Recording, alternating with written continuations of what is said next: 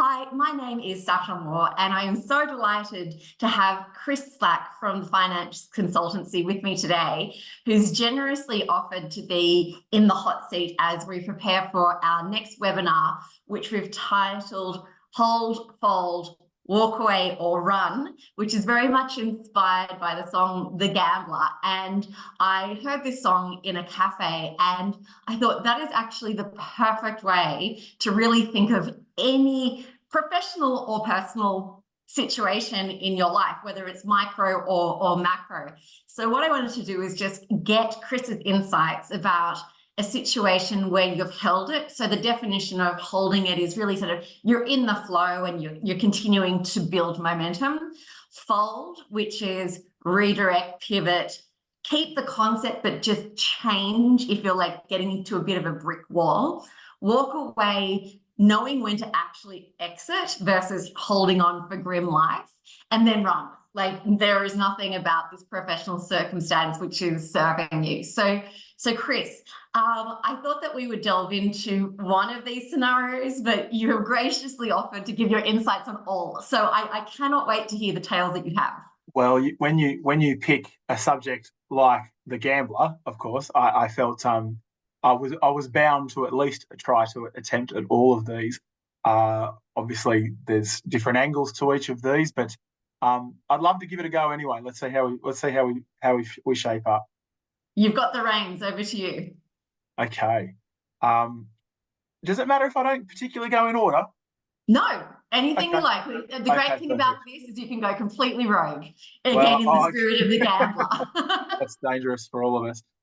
Well, let's start with walking away. There is a lot of us, certainly most of us that have been a broker, most of us have come from a corporate background or had a particular role. And it's a big call. There is a lot of people that have gone from different backgrounds to become a broker. There's a lot of bankers that have become a broker. Probably the big thing that I found challenging was I loved the different roles I had in finance. I got to a stage whereby, and the final straw for me was there was for a number of months in a row, I was working 80 to 90 hour weeks. I'm a big guy. I was even bigger back then. And my kids were 5 and 2. So I had to make a big call. The final straw was I got an email at 10:30 at night that someone wanted action by 6 in the morning. And that's when I knew I had to call time. And it was interesting because obviously I got to a position whereby I'd received a lot of advice. And there was a particular person who, when I first started this corporate role, which I thought was the role, the one, like we all do, we all, recency bias, we always love a particular thing at a time. I got to a stage where someone said in the first week of being there, you know what, I think you'd be a better broker. I thought, oh, no, don't have the guts for that. That's ridiculous. How would I do that? So the big call, I was really well looked after in my role.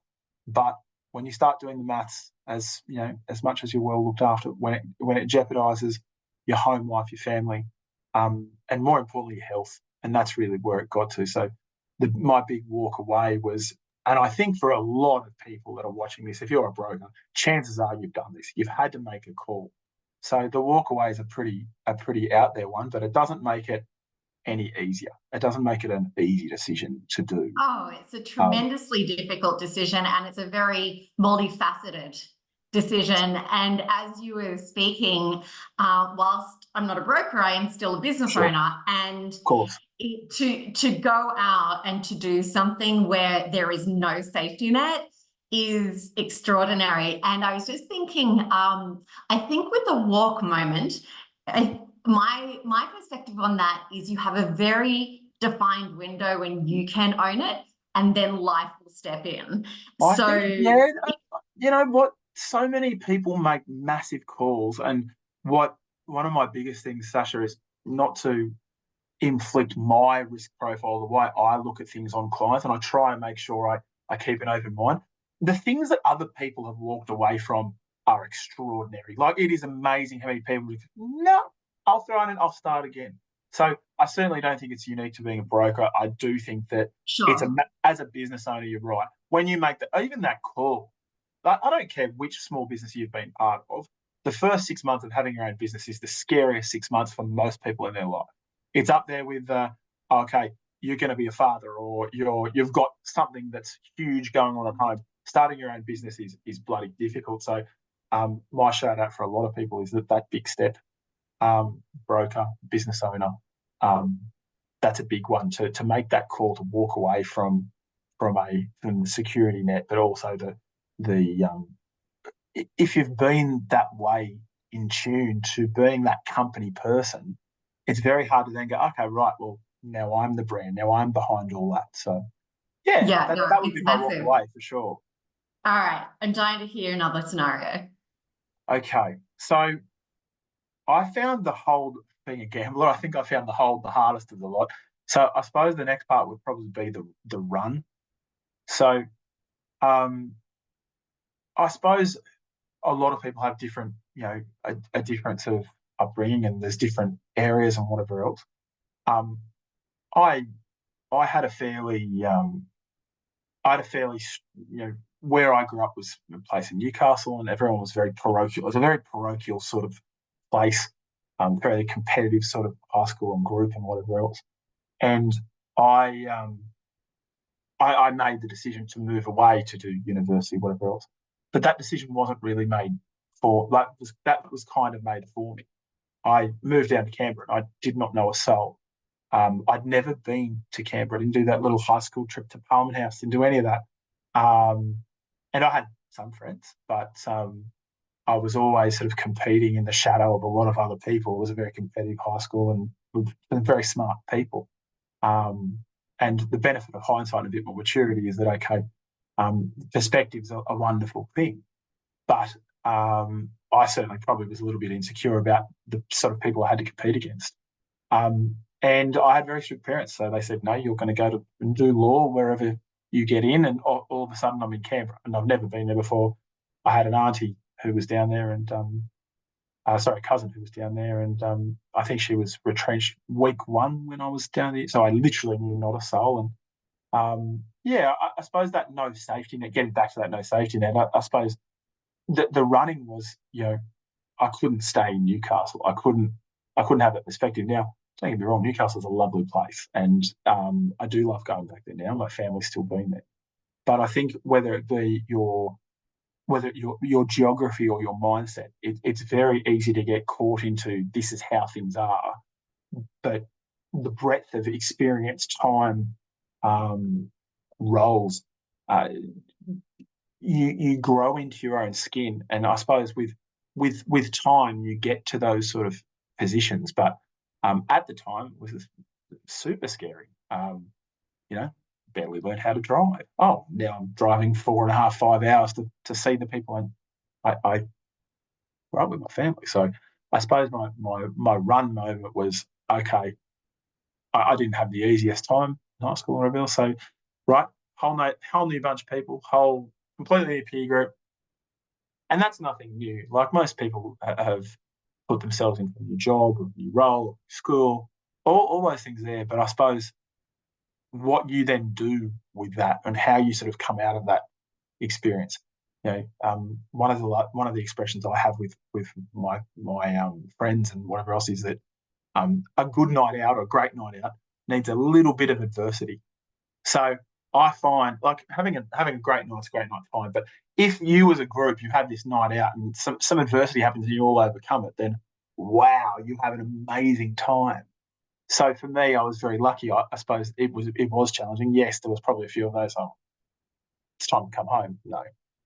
Um, No, and I think that you're right. When you jump in the deep end, there's only an option to swim, right? And if you've gone that far, you can't retreat. But I do like the notion of adversity, but it does immediately make me think of you in a scenario like The Hangover and ending up with the tiger in your hotel room. that's okay. I'm guilty as You're up charged. for that. I have a feeling you would be totally up for that, No, actually. that's well. It's funny because if I look at my hold moment, because I'm trying to think of how I would have a hold moment, because I'm not a sit on the fence guy. I was very attracted to this idea based on the fact that yes, you know, I like gambling, but life's a gamble. There's a lot of if you think about it, you don't get it's not a pick a path where you turn the page to the right one. You make decisions and you live with the consequences. My whole moment was, after all this amazing time and then having this amazing peer group for university, I had it all figured out. So I thought I was going to do my gap year. Yeah, sometime a year in the UK. And a mate was over there, and how good. And I got a birthday call in November. Oh, yeah, happy birthday. By the way, wedding's off. It's not going to happen. And if you've, it's for most of us looking at this, it's probably been quite some time since we've had to worry about that time in our lives. But at that time, it was all about, graduate jobs and having a job, and looking for a job in November is way too late if it's your last year of education. And I was stuffed, and I wanted to stay in Canberra. I had pretty strict parents, and they were like, "No, you're coming back home." I'm like, "Oh, there's no way that happened." I'd moved out at 18, and that was it. So dug in, I held. I got a job as a bank teller. In fact, I was told that I was never going to stay as a bank teller, so I had to work for American Express for a few weeks to get some cash handling experience. And my very first customer that I had to do it all for was my accounting lecturer that failed me at uni. So that was beautiful. I hope you shortchanged him. Her, and no, there was no shortchanging her. But thank goodness, even though that was meant to last for a few months, after a week, the role as a bank teller, I was told, no, one of the people turned down the role. We need you to do that. And back then, being a bank teller, I was flown, living in Canberra, and flown to Sydney, staying in Sydney for like 5 weeks, 6 weeks. So yeah, amazing experience. And okay, it's not the most glamorous way to start, but having an entree like that, when you're young, considering where I was, flown, where I was, absolutely. yeah. So it was quite remarkable. But yes, the pulling the reins in and saying, right, okay, no, I'm going to stay in this. I'm going to do what I have to do. If it means a crappy job, whatever else. And I'm certainly not suggesting there's not tons of people that would have had to stick it out or had to look at something like this. But for me at the time, it was a big deal. And thankfully, I'm one of those people that when my kids get old and get to stay at home too long, I'll be able to say, well, no, I left home at 18 and managed to turn out, I think, all right. But all those things when you're younger, I do think they do shape you later on in life. And whilst I'm quite a lot older than it now, those memories are very vivid because there were times where I had to make a big call and that they shaped where I've ended up. So I don't look back at them in any negative way, but certainly at the time, if you had told me where I am now, I certainly never would have thought that they're very real at the time. And that's why I think it's hard when you've got the younger kids as well. All these things are so real to them, and you're like, oh, come on. Perspective's a wonderful thing. It is. Now tell me about your final scenario. Okay, we've covered 3 of them. Tell me, which one are we waiting on? Fold. So where you've redirected, pivoted, had a professional situation that you thought was going to work, and then you just kept on hitting a wall, and you've changed perhaps some aspect of what you've done. Okay. I'll try one and then you can tell me if it fits. Well, I think the biggest one for me is that if you look at, and picking finance broking specifically, probably the biggest change for me was I went around Australia and I advised accountants how to set up finance businesses. I then was a BDM. I'd worked in other brokerages. I was mainly known as an equipment finance person, and a transaction happened whereby I had to help someone out with their cash flow, and it involved some term debt, property involves some debt of finance, and that one transaction and the way we attacked that particular problem made me realize, what, that's where I want to be. I want to be solving more problems. And all of a sudden, this particular area that most people aren't really interested in, invoice finance and cash flow finance, that's really become over 50% of my business. We now love that sort of a transaction. It's not the sort of thing that I ever thought would ever get into. we solved someone's problem.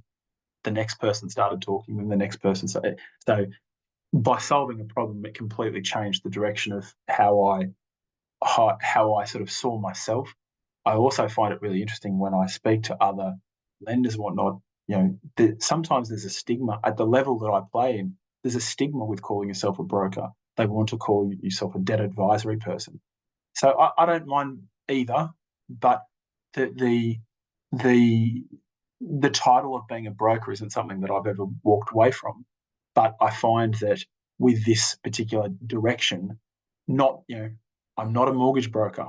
I'm not just an asset finance broker. In fact, it's funny, we'll go to networking functions, and a few asset finance brokers go, "Oh, he's not an asset finance broker. He's a cash flow guy. He's a working capital guy." I find that sometimes we put ourselves in a box, and I certainly had. If I didn't get out of that and just realize, okay, we solve problems, and these are the problems I like solving, I wouldn't get to solve the awesome problems I get to solve now. I mean, we've managed to look after listed companies. I've been on the board of a listed company now. I've seen some amazing problems at different levels. So I'm very privileged, but I would never have got to that if it wasn't to the fact that it was this is how I saw myself. I saw myself as an asset finance person, and certainly the other side of COVID really, really drove that. I'm sure everyone's got a COVID story, but for me, the COVID story was next level caring about the cash flow of clients, not just because there was an SME guarantee out there, but there was a real opportunity to make a difference, and it wasn't about a product. I suppose everyone looks at things a particular way. I'm sure there's many people that think, oh, gee, that Chris Slack, why does he do that, or how does he do that? Well, it works for me. I'm happy with it. I'm still here. Hopefully I'll be here for another 5 years. We'll do this again. No, I love that. Well, thank you so much for sharing your insights, Chris. And I take so many, you've given so many great perspectives, and I love that you do challenge the status quo and that you have really stuck into the difficult decisions and pushed yourself to, when you've known instinctively or intellectually when it was the right call for you, and that you have owned your space with that. But I think you raise a really important point. Life is not neat and you can't predict it. And I think, for every business owner, you learn to be opportunistic. And with that, there are some great parts about that, but there are also terrifying bits about it. But at the end of the day, it all makes a great story. So got to lean into the chaos. Yeah, lean into the chaos and just create a little bit of adversity along the way. So, Chris, thank you so much for your insights, and I hope to see you at the webinar on the 24th of September. Thanks for having me. Thank you. Cheers.